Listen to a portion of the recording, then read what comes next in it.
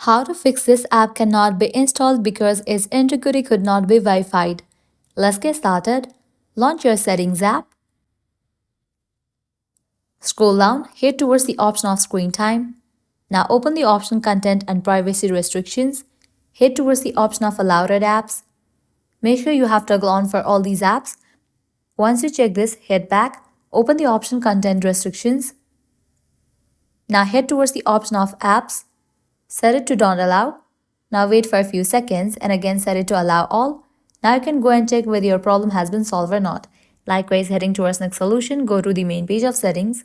Scroll down, open the option General. Open the option Software Update. If any updates are available over here, just update your phone software to its latest version. Likewise, head back, scroll down, open the option Transfer or Reset iPhone. Click on Reset. Click on Reset All Settings. Now enter your passcode over here to continue with the process. Once you apply all this process, your problem will be fixed. So this is how you can fix this app cannot be installed because its integrity could not be verified. If this video was helpful, don't forget to like, share and subscribe. Thank you.